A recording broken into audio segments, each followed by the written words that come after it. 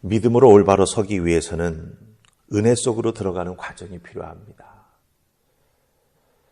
은혜를 깊이 경험하면 경험할수록 우리 믿음의 사람들은 믿음의 반석 위에 올바로 서기 때문이죠. 그래서 사실 믿음으로 온전히 살아가기 위해서는 먼저 은혜 속으로 들어가는 과정이 우리에게 꼭 필요하다라고 하는 겁니다. 즉 은혜 속으로 들어간다라고 하는 것, 그 은혜 속으로 들어가는 과정은 하나님 주신 은혜로만 살아보는 것이죠. 다른 것 아니죠. 하나님 주시는 은혜만 붙잡고 제가 살아가겠습니다. 그런 결심과 그 결심을 가지고 살아보는 과정이 우리에게 필요하다라고 하는 거예요. 지금 다윗에게 있어서는 이 믿음으로 다시 서기가 꼭 필요한 시점이죠. 자신의 죄에 회개했지만 그 다음부터 이상하리만큼 다윗의 삶에 있어서는 자식들이 죄악을 많이 저지릅니다. 그 부분에 있어서 다윗은 너무나 무기력하게 그 자식들의 죄악에 대해서 아무 말도 하지 못합니다. 오히려 자식의 죄와 자기의 죄가 합쳐져 가지고 정말 다윗을 더 힘들게 만드는 어떤 그런 결과의 모습이 다윗의 삶에 자꾸 나타나고 있다고 하는 거죠. 이로 인해서 다윗에게는 큰 고통, 고난, 환난이 찾아옵니다. 연속해서 찾아오지요. 압살롬의 반역, 이 반역이 사실은 다윗이 다시 하나님의 은혜 안으로 들어갈 수 있는 첫 관문의 역할을 하는 것을 우리가 오늘 말씀을 통해서 깊이 깨달아 알게 됩니다. 자, 그럼 다윗이 이 하나님의 은혜의 회복, 하나님의 은혜 안으로 다시 들어가기 위해 무엇을 어떻게 해야 할까요? 다윗이 그 행해 나아가는 모습이 있습니다. 하나님의 은혜만으로 살아가기를 소망하면서 걸어가는 모습이 있다라고 하는 거죠.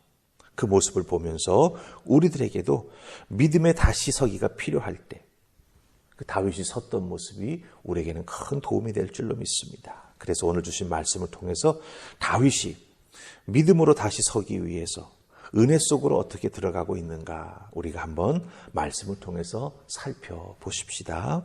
자, 우리 25절 말씀 찾아서 함께 읽으십시다. 자, 25절 같이 읽습니다. 시작. 왕이 사독에게 이르되 보라 하나님의 궤를 성읍으로 도로 메어 가라. 만일 내가 하나님 앞에서 은혜를 입으면 도로 나를 인도하사 내게 그 궤와 그 계신 데를 보이시리라. 아멘. 다윗이 예루살렘을 떠나려고 길을 떠날 때에 제사장과 레위 사람들이 하나님의 언약궤를 메고 다윗을 따라 나서려고 하지요. 그 따라 나서려고 하는 그 모습을 보고 다윗은 그러지 말라고 말립니다. 그러면서 다윗이 그 자리에서 덧붙이는 말이 있죠. 뭐라고 말합니까? 만일 내가 하나님 앞에서 은혜를 입으면 도로 나를 인도하사 내게 그 궤와 그 계신 데를 보이시리라. 이렇게 말합니다. 사실 예루살렘을 급히 떠나면서 압살롬의 그 반역 군대가 예루살렘에 미치기 전에 다윗이 지금 그곳을 급히 떠나는 과정 아닙니까? 그런 과정 속에서 그 상황 속에서 하나님께서 앞으로 내게 은혜를 보이시면 내가 그 궤 그리고 그 궤가 모셔져 있는 것을 다시 볼 수 있을 것이다. 이렇게 말하는 것은 사실은 막연한 바람과 같은 것이죠. 바람과 같은 것이죠. 하지만 이렇게 다윗이 막연한 바람처럼 말했지만 다윗의 이 고백, 이 바람은 하나님께 상달됩니다. 그리고 다시 돌아와 다윗은 그 하나님의 언약궤와 그 하나님의 언약궤가 놓여 있는 것을 다시 보게 된다라고 하는 것입니다. 이렇게 고백할 수 있었던 것은 무엇이겠습니까? 하나님, 은혜로만 살아가기를 소망합니다. 하나님의 은혜만으로 하나님의 뜻 가운데 순종하며 살아가는 다윗으로 다시 서기를 소망합니다. 이런 마음이 있었던 것이죠. 그래서 다윗은 지금 자기가 예루살렘 성을 떠나야만 하는 것은 하나님이 지금 나 자신을 바로 세워주시기 위해서 다윗 자신을 광야로 다시 내몰고 계시다라고 하는 것을 깨달아 알게 된 것입니다. 그러기에 하나님의 은혜로 다시 예루살렘으로 돌아오기를 간절히 소망하면서 하나님께 모든 것을 다 맡기고 있다라고 하는 것이죠. 우리 성도님들도 이런 다윗의 모습을 배우고 또한 따라가야 된다라고 하는 겁니다. 내 믿음의 다시 서기가 꼭 필요하다고 느껴질 때, 그 다시 서기를 위해서 하나님께서 은혜의 맛을 나에게 깊이 다시 보여주시기 위해서 나를 광야로 나가게 하신다면 하나님, 그 광야로 제가 따라 나아가겠습니다. 그 광야에서 하나님이 나에게 만나로 먹이시고 바위에서 생수를 솟아나게 하시고 바람으로 메추라기를 내게 물으셔서 필요하고 먹어야 될 모든 것들을 공급해 주시는 그 하나님의 은혜를 깊이 체험하기를 원합니다. 이런 마음으로 우리 성도님들도 하나님 앞에 모든 것을 맡기고 순종하며 움직여 나아가는 우리가 되어야 한다라고 하는 것이죠. 당장의 눈앞에 보이는 결과에 연연하는 것이 아니라 하나님께서 크게 나를 움직여서 어떻게 인도해 주시는지 그 하나님의 손길, 하나님의 섭리를 생각하면서 하나님 앞에 모든 것 맡기고 움직여 나아가는 우리가 되어야 한다라고 하는 것, 다윗이 우리에게 보여주고 있습니다. 다시 보이시리라. 회복시켜 주실 것을 믿는 다윗의 고백, 여러분에게도 이런 고백이 있기를 주님의 이름으로 축복합니다. 자, 우리 한 절 더 보십시다. 30절 말씀입니다. 30절 같이 했습니다. 시작. 다윗이 감람산 길로 올라갈 때에 그의 머리를 그가 가리고 맨발로 울며 가고 그와 함께 가는 모든 백성들도 각각 자기의 머리를 가리고 울며 올라가니라. 아멘. 다윗이 머리로 산길을 올라갈 때 가리고 갔다. 이 머리를 가리고 갔다라고 하는 말은 무엇입니까? 머리카락을 풀어서 얼굴을 가리고 올라갔다라고 하는 그런 의미가 되겠지요. 이런 모습은 무엇을 의미합니까? 극심한 슬픔, 너무나 마음이 아파서 하나님 앞에 정말 얼굴을 들지 못하고 나아가는 그런 모습을 보여주고 있다라고 하는 것입니다. 근데 이 슬픔, 이 마음의 아픔이 어디서 오는지를 사실은 다윗이 이 과정을 통해서 점점 깨닫게 되는 것이죠. 그러니 하나님 앞에 얼굴을 들지 못하고 머리로 얼굴을 가리우고 감람산 올라가는 그 길을 걸어간다라고 하는 거예요.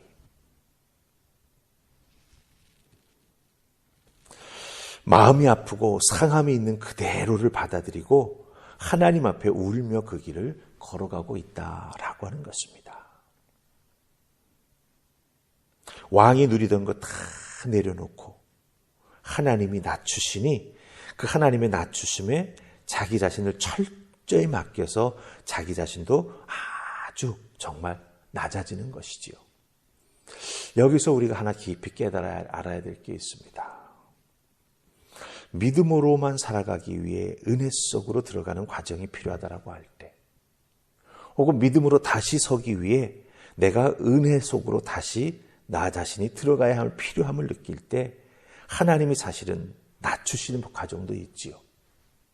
특별히 다윗의 모습 속에서는 하나님께서 정말 더 이상 낮아질 곳이 없도록 다윗을 철저히 낮추시는 것을 보게 됩니다.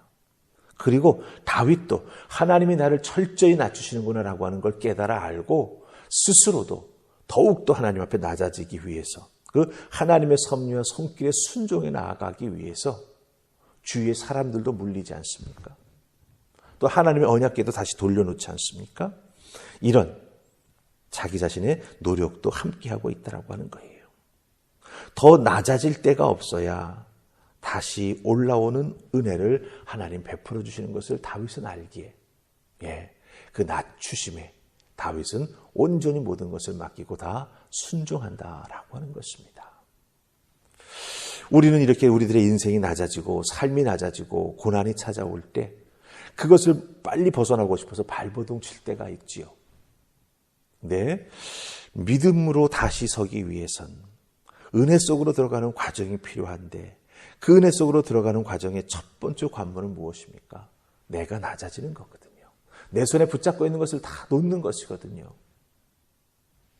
다윗은 그것을 지금 충실히 순종하며 따라가고 있다라고 하는 겁니다. 내가 바닥으로 떨어져 보아야 다시 들어 올리신 하나님의 은혜가 얼마나 큰지 다시 한번 깨달아 알고 그 은혜를 붙잡고 믿음으로 다시 서서 살아가는 다윗, 우리가 될 수 있다라고 하는 겁니다. 이 다윗의 모습 속에서 내가 낮아질 때 그 낮아짐을 거부하거나 그것이 싫거나 혹은 그것이 너무 불편해서 여러분들 버둥거리지 마시기 바랍니다. 버둥거리면 버둥거릴수록 그 내려가는 과정이 너무 힘듭니다. 그러기에 지혜롭게 빨리 깨달아 하는 게 중요하죠. 나를 내리시는구나. 그 내리심에 하나님의 손길에 모든 것을 맡기고 내려가면 사실은 하나님이 딱 붙잡고 다시 세워주신 은혜가 우리에게 꼭 임한다라고 하는 겁니다. 근데 그 과정이 쉽지가 않죠. 그 과정을 믿음으로 때로는 견뎌야 하고 때로는 눈물샘이 터져서 하나님 앞에 사실은 눈물이 마르지 않도록 기도하면서 그 과정을 인내할 때 하나님께서 다시 회복의 은혜를 허락해 주신다라고 하는 것입니다. 오늘 주신 말씀 잘 기억하십시다. 내 인생의 믿음으로 다시 서기가 필요할 때가 있지요. 그러기 위해서는 우리가 다시 은혜의 관문, 은혜의 속으로 들어가야 되는데 그 첫 들어가는 과정이 쉽지가 않다. 참으로 아프다. 그러나 그 아픔을 인내하면서 하나님 앞에 순종하며 나아갈 때 하나님은 반드시 다시 회복시키신다라고 하는 것 꼭 기억하시고 그 은혜만을 사모하면서 나아가는 여러분 되시기를 주님의 이름으로 부탁합니다. 아멘. 우리 기도하십시다. 좋으신 하나님 은혜 감사합니다. 주신 말씀 붙잡고 하나님의 은혜 가운데 정말 믿음으로 다시 서는 우리들의 삶의 모습이 필요할 때가 있습니다. 주여 도우셔서 그 과정까지 가지 않으면 참 좋지만 하나님 앞에 정말 믿음으로 순종하며 살아가는 우리가 먼저 되면 좋지만 그러지 못할 때가 있습니다. 주여 도우셔서 하나님을 영화롭게 하는 자, 하나님을 기쁘시게 하는 자, 하나님의 도우심을 바라면서 더욱더 겸비해지는 우리 모두가 되게 하여 주시옵소서. 낮추실 때 우리에게 은혜가 임함을 기억하게 하시고 겸비함으로 순종하며 기다릴 줄 아는 믿음의 사람 되게 하여 주시옵소서. 오늘도 우리들의 주어진 삶의 자리에서 우리 주님 이끄시는 손길 따라 한 걸음 한 걸음 따라 걸어가는 우리 모두가 될 수 있기를 소원하옵고 예수님 이름으로 기도하옵나이다. 아멘.